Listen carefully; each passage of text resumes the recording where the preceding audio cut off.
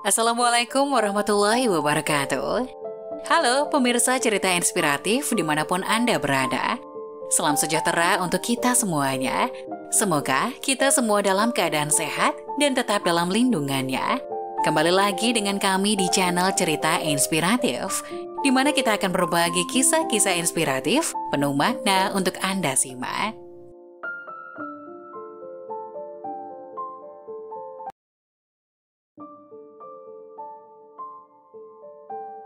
Kisah nyata, gadis ini mengolok-olok malaikat maut. Apa yang terjadi setelahnya sungguh mengejutkan. Musim panas merupakan ujian yang cukup berat, terutama bagi muslimah untuk tetap mempertahankan pakaian kesopanannya. Gerah dan panas tak lantas menjadikannya menggadaikan agama dan etika. Berbeda dengan musim dingin, dengan menutup telinga dan leher, kehangatan badan bisa terjaga. Jilbab memang memiliki multifungsi.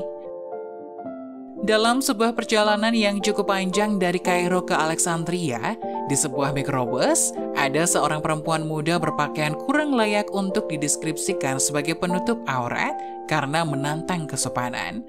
Ia duduk di ujung kursi dekat pintu keluar. Tentu saja, dengan cara berpakaian seperti itu mengundang perhatian, kalau bisa dibahasakan sebagai keprihatinan sosial.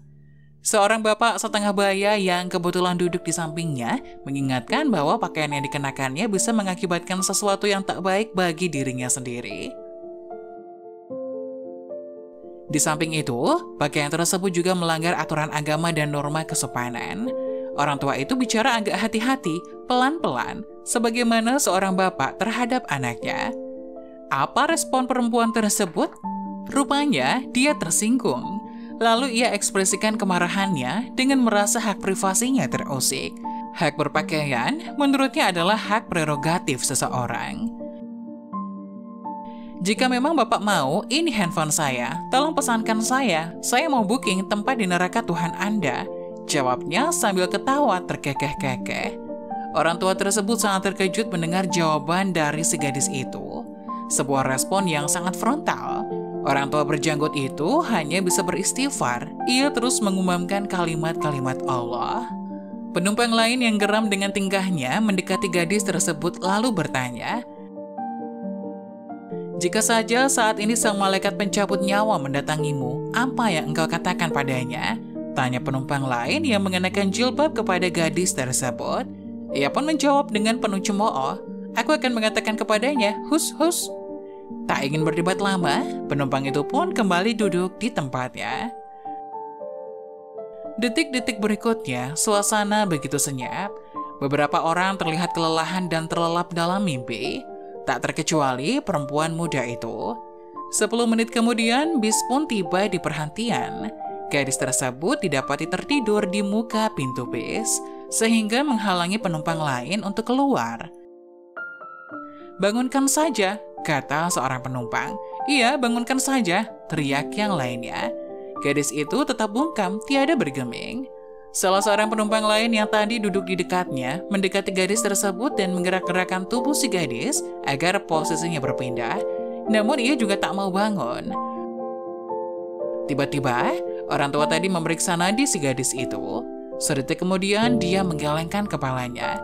"Innalillahi, gadis ini telah kembali menemui robnya dalam keadaan yang tidak disangka," ucapnya lirih. Para penumpang menjadi cemas dengan berita yang menggemparkan itu. Dalam suasana kelam kabut itu, tiba-tiba tubuh gadis itu terjatuh ke pinggir jalan. Orang-orang segera berbuat untuk menyelamatkan jenazah gadis tersebut. Tapi sekali lagi, mereka terkejut. Sesuatu yang aneh menimpa jenazah yang terbujur kaku di jalan raya. Mayatnya menjadi hitam, seolah-olah dibakar api. 2-3 orang yang coba mengangkat mayat tersebut juga keheranan karena tangan mereka terasa panas dan hampir terbakar begitu menyentuh tubuh si mayat. Kontan, seisi mikrobus berucap istighfar, kalimat tauhid, serta menggumamkan kalimat Allah sebagaimana yang dilakukan bapak tua yang duduk di sampingnya. Ada pula yang histeris meneriakkan Allahu Akbar dengan linangan air mata. Sebuah akhir yang menakutkan. mati dalam keadaan menantang Tuhan. Seandainya tiap orang mengetahui akhir hidupnya, seandainya tiap orang menyadari hidupnya bisa berakhir setiap saat, seandainya tiap orang takut bertemu dengan Tuhannya dalam keadaan yang buruk, seandainya tiap orang tahu bagaimana kemurkaan Allah, sungguh Allah masih menyayangi kita yang masih terus dibimbingnya. Allah akan semakin mendekatkan orang-orang yang dekat dengannya semakin dekat.